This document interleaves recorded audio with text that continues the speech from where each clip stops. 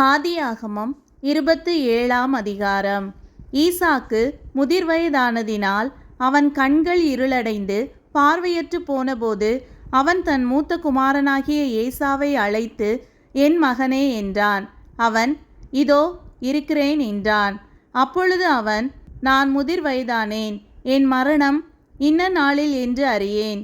ஆகையால் நீ உன் ஆயுதங்களாகிய உன் அம்பரா துணியையும் உன் வில்லையும் எடுத்துக்கொண்டு வனத்துக்கு போய் எனக்காக வேட்டையாடி அதை எனக்கு பிரியமாயிருக்கிற ருசியுள்ள பதார்த்தங்களாக சமைத்து நான் புசிக்கவும் நான் மரணமடையும் முன்னே என் ஆத்துமா உன்னை ஆசீர்வதிக்கவும் என்னிடத்தில் கொண்டு வா என்றான்.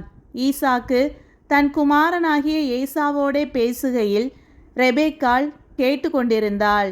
ஏசா வேட்டையாடி கொண்டு வரும்படி வனத்துக்கு போனான். அப்பொழுது ரெபேக்காள் தன் குமாரனாகிய யாக்கோபை நோக்கி, உன் தகப்பன் உன் சகோதரனாகிய ஏசாவை அழைத்து நான் புசித்து எனக்கு மரணம் வரும் முன்னே கர்த்தரை முன்னிட்டு உன்னை ஆசீர்வதிக்கும்படி நீ எனக்காக வேட்டையாடி அதை எனக்கு ருசியுள்ள பதார்த்தங்களாக சமைத்து கொண்டு வா என்று சொல்ல கேட்டேன். ஆகையால் என் மகனே, என் சொல்லை கேட்டு நான் உனக்கு கற்பிக்கிறபடி செய்.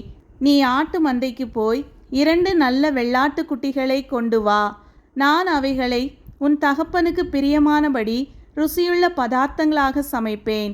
உன் தகப்பன் தாம் மரணமடையும் முன்னே உன்னை ஆசீர்வதிக்கும்படி அவர் புசிப்பதற்கு நீ அதை அவரிடத்தில் கொண்டு போக வேண்டும் என்றாள்.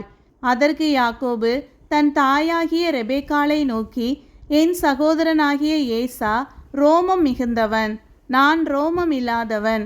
ஒருவேளை என் தகப்பன் என்னை தடவி பார்ப்பார்.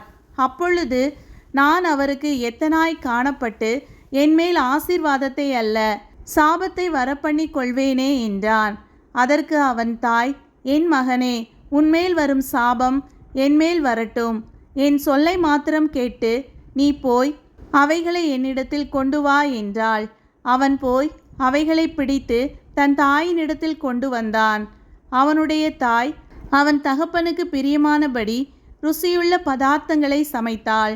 பின்பு ரெபேக்காள் வீட்டிலே தன்னிடத்தில் இருந்த தன் மூத்த மகனாகிய ஏசாவின் நல்ல வஸ்திரங்களை எடுத்து தன் இளைய மகனாகிய யாக்கோபுக்கு உடுத்தி வெள்ளாட்டுக்குட்டிகளின் தோலை அவன் கைகளிலேயும் ரோமமில்லாத அவன் கழுத்திலேயும் போட்டு தான் சமைத்த ருசியுள்ள பதார்த்தங்களையும் அப்பங்களையும் தன் குமாரனாகிய யாக்கோபின் கையிலே கொடுத்தாள்.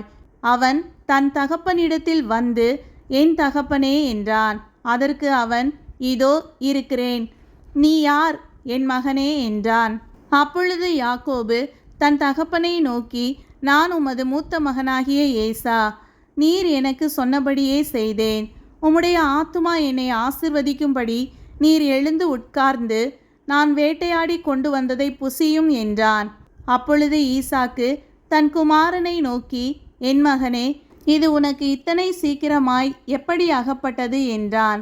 அவன், உம்முடைய தேவனாகிய கர்த்தர் எனக்கு நேரிட பண்ணினார் என்றான். அப்பொழுது ஈசாக்கு யாக்கோபை நோக்கி, என் மகனே, நீ என் குமாரனாகிய ஏசாதானோ அல்லவோ என்று நான் உன்னை தடவி பார்க்கும்படி கிட்ட வா என்றான். யாக்கோபு தன் தகப்பனாகிய ஈசா கண்டையில் கிட்ட போனான். அவன் இவனை தடவி பார்த்து, சத்தம் யாக்கோபின் சத்தம், கைகளோ ஏசாவின் கைகள் என்று சொல்லி, அவனுடைய கைகள் அவன் சகோதரனாகிய ஏசாவின் கைகளைப் போல ரோமம் உள்ளவைகளாயிருந்தபடியினாலே இன்னான் என்று அறியாமல் அவனை ஆசீர்வதித்து, நீ என் குமாரனாகிய ஏசாதானோ என்றான். அவன், நான் தான் என்றான். அப்பொழுது அவன், என் குமாரனே, நீ வேட்டையாடி கொண்டு வந்ததை நான் புசித்து என் ஆத்துமா உன்னை ஆசீர்வதிக்கும்படி அதை என் கிட்ட கொண்டு வா என்றான். அவன் அதை கிட்ட கொண்டு போனான். அப்பொழுது அவன் புசித்தான். பிற்பாடு திராட்சரசம் அவனுக்கு கொண்டு வந்து கொடுத்தான். அவன் குடித்தான். அப்பொழுது அவன் தகப்பனாகிய ஈசாக்கு அவனை நோக்கி, என் மகனே, நீ கிட்ட வந்து என்னை முத்தஞ்செய் என்றான். அவன் கிட்ட போய் அவனை முத்தஞ்செய்தான். அப்பொழுது அவனுடைய வஸ்திரங்களின் வாசனையை மோந்து, இதோ என் குமாரனுடைய வாசனை கர்த்தர் ஆசிர்வதித்த வயல்வெளியின் வாசனையைப் போல் இருக்கிறது.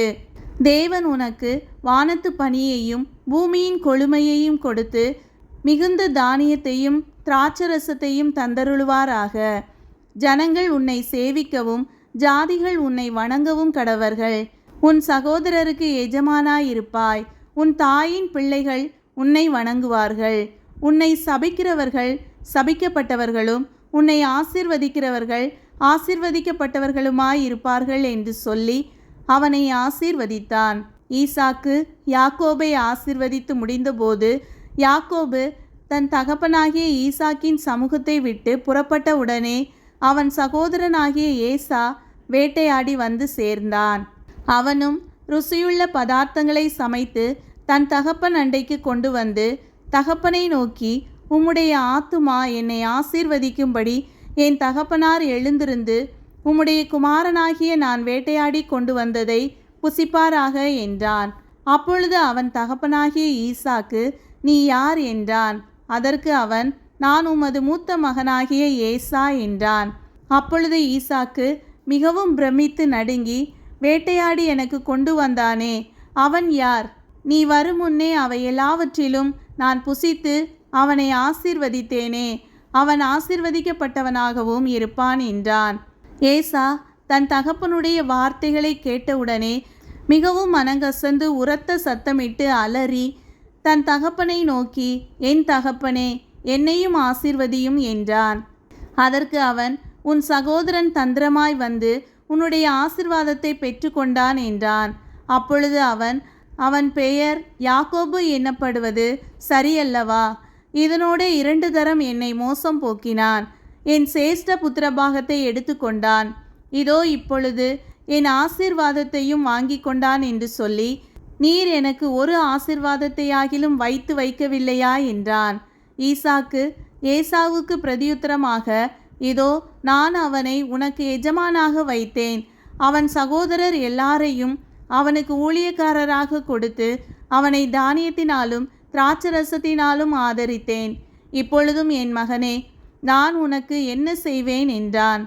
ஏசா தன் தகப்பனை நோக்கி, என் தகப்பனே, இந்த ஒரே ஆசீர்வாதம் மாத்திரமா உம்மிடத்தில் உண்டு? என் தகப்பனே, என்னையும் ஆசீர்வதியும் என்று சொல்லி ஏசா சத்தமிட்டு அழுதான்.